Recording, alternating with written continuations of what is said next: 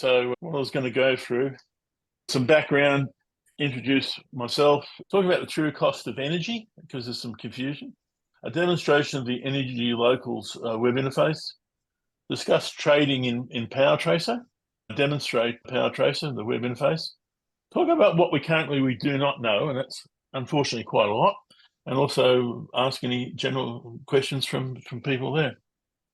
So firstly, introducing what we hear with a virtual energy network, and this is straight from the web page, but I wanted to stress is we are going to virtually share energy, and virtually by buying and virtually selling energy. And when I use the word virtually, it is basically an accounting issue.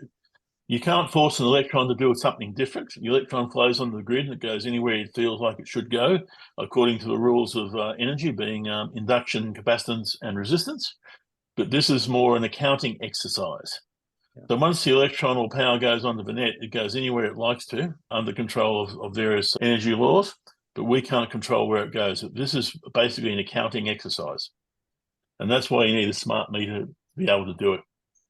When we're using Powertracer, which is some back-end software from a nosy, which allows us to set up what we call trades to sell or to buy energy at traded rates or at rates set between different people. So moving on. Okay, who am I? Neil Warner. I'm a chartered professional engineer, electrical, and a postgraduate in computer science and about 45 years experience. So I've been dealing with energy and electricity for a very long period of time. So if I use a term or something you don't understand, please call me out. I can explain it to you quite easily. In fact, I had a teacher who was called Professor Martin Green, who invented the solar panels we're using at the moment. So that was back in '76, so showing my age. I've only been using Powertracer since the 7th of March. So that's about 20 days experience. So there's a lot of stuff I don't know, but I'll try to explain it through, and I'll point you in the direction of some good help pages provided by Powertracer. Now I'm going to use my system as an example so we can see what really happens. I have a solar with 20 panels, about 8.8 kilowatts when sun's shining, and a 10 kilowatt hour battery, which I'm going to pop up to about 15 kilowatt hours shortly. I export on the average about 15 kilowatt hours per day, depending on the day, of course, and the season. But because I charge up my battery in the morning, most of my energy is exported at night. Sorry, after midday. So, I spend most of the energy charging the battery in the morning, and then after about 11 or 12 o'clock, I start exporting to the grid. So it's only a smallish space system on panels, but it's got a battery as well. Okay, the true cost of energy. This is something confusing. When you work with a power retailer like AGL or in our case, Energy Locals, the cost you pay, which is AGL was about 38 cents a kilowatt hour, and it's less on Energy Locals.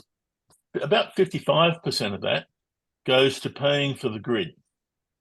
And it's a variable charge, and it's basically paying for the power lines to come up and transport the energy.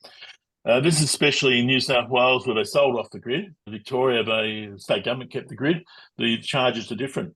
So it depends on where you live, may depend on how much transmission costs you pay, and therefore what your total cost of energy is.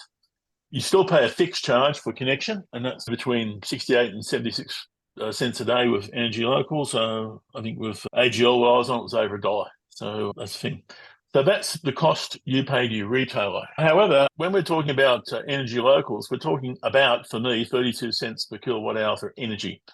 The true cost of the energy is only 2.2 cents per kilowatt. So when you're working in the interface for Energy Locals, you'll see the cost is about 32. When you're working in Powertracer, the cost is 16.2. So that's something you have to keep in mind when you're looking at what your trades are going to be. Feed-in tariff is 5 cents per kilowatt hour. That's for both when traded with the retailer. So what I was going to do is go to the Energy Locals interface. So that's the screen when you log into Energy Locals. As you see, I haven't paid a bill yet, so there's nothing to pay. But we'll go into my usage. And I've only been on in March. So you see in March, I have traded 255 kilowatts to the grid and only bought 103 kilowatts. So that's in March to date. So if I click on the bar, and you can change that from kilowatts to actual price quite easily by using that one. Okay. When you go in, you click on the bar, you can see your daily usage.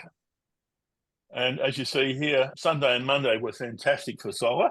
No clouds in the sky, so brilliant. I was away, so I didn't burn any energy off at all. But the overseas on colder days, you burn more energy, hardly export any. So that gives you an idea of how it's tracking per day. And if you really get interested, you can click in and see it on 5-minute intervals.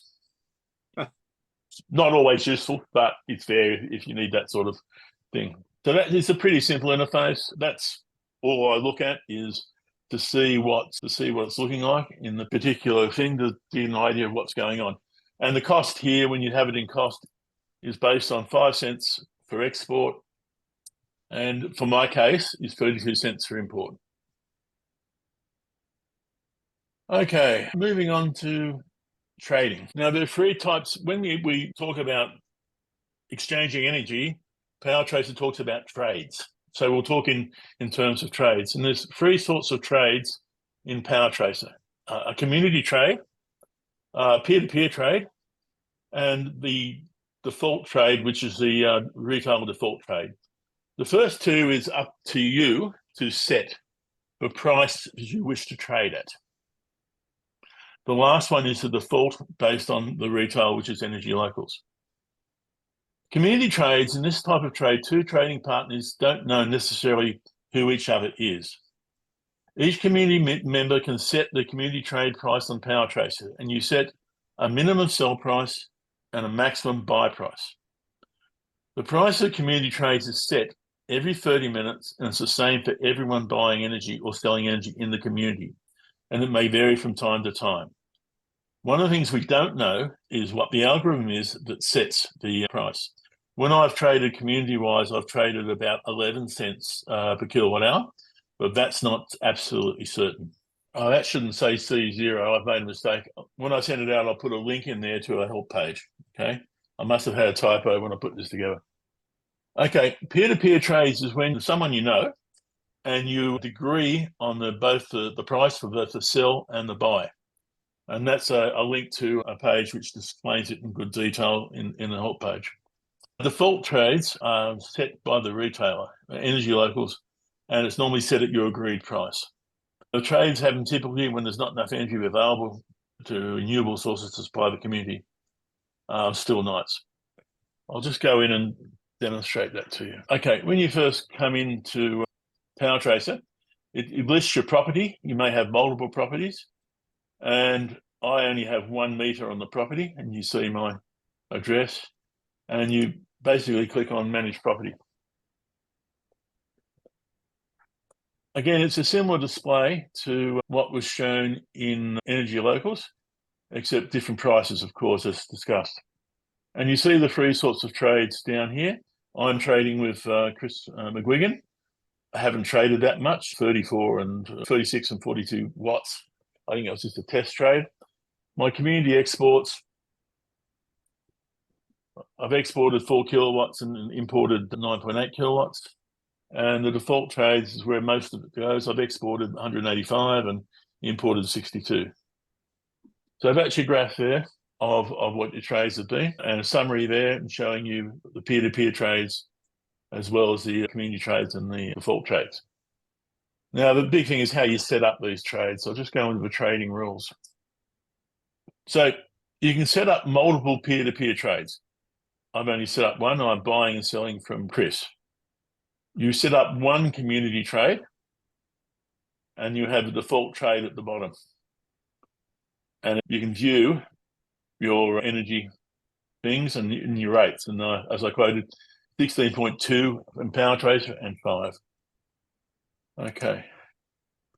For community trades, so you can set up 1, and you set it up by setting your minimum maximum price. I'm going to change these just as we said. I'm going to change to 5 and to 16.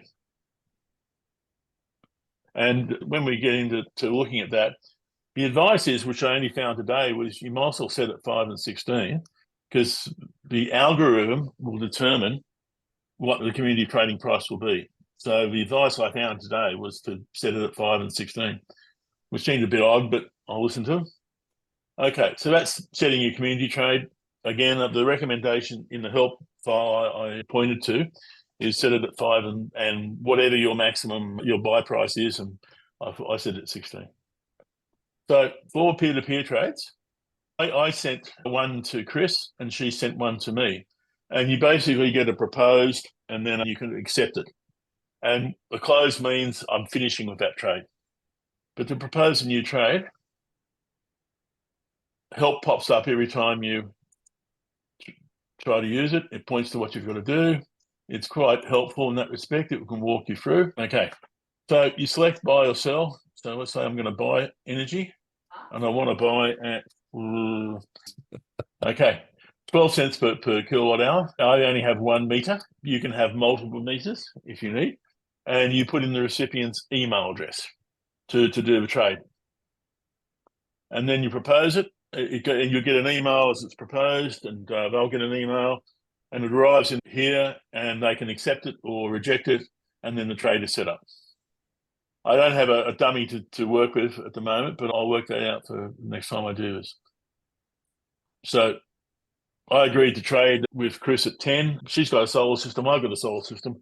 We didn't have a proper person who was a consumer to add it to, so it didn't really work out, but there was a little bit of trading going on, as you saw earlier.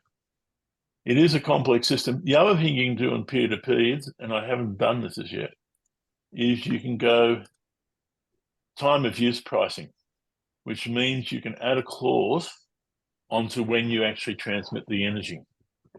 Very complex. I haven't set one up. There wasn't much help on it, so I'm going to hold that back until I know a bit more what's going on in there. I hope that's all right with you at the moment. This is getting very complex trading rules. Okay. Now, the last one is the trade history, which actually shows you what you've traded on a particular day. So you can set the day you want to have a look at, and I can set it back to a particular day, and it will show me the trades on that day. Now, I did have some trades on that day, not very much, but the trades went through. The 1 cent, 3 cents, the trades went through. If you need to analyze it to that level of detail, and it will tell you these are all community trades, or most of these are community trades going through, or retail default. If I go back and set it to yesterday, I may get some. They're mostly community trades. I know with Chris, there's a trade with Chris, for a few watts. 1 watt. Okay, not a great trade. Okay. So that's the thing there. So it is a complex interface. It can show you what to do. There's a lot of stuff we don't know about at the moment, and we go from there. Okay. The last one in there is, of course, your settings, which is just basically the information about yourself, your meter number, and that's about all, I believe. And you can view all active tariffs at the moment. So that's an Aussie Powertracer. I'll fix that slide up. I thought I had a link in there. Okay. What we don't know at the moment, and it's hard for us to find out, is how big the community is inside Energy Locals and Powertracer. It's not just the Wingecarribee, it could be anyone who's signed up to using Powertracer within in the community. And the other thing we don't know is the precise method or algorithm that sets the community price. There is a calculation being done. I have no information on what the calculation is. I think Aidan's been trying to ask them about it, but I think they're being a bit tight-lipped. We'll probably get more information as we go along. Okay, if you want any help or assistance, I can provide it to you. As I said in the email, send me an email, we'll set up a time, we can go through it one-on-one if that suits better. The other one is there is a lot of online help. I'll just show it to you quickly, including YouTube's. So there's a supreme amount of online help there. And anytime you see that, you'll find a YouTube in there, which will demonstrate what you need to do. So it is quite reasonable, especially the one about how community trading works and how to set the price. That goes through in very good detail of exactly what you need to do to set a community trade up. Okay, I've talked enough, I think. I hope I haven't gone too fast and confused you.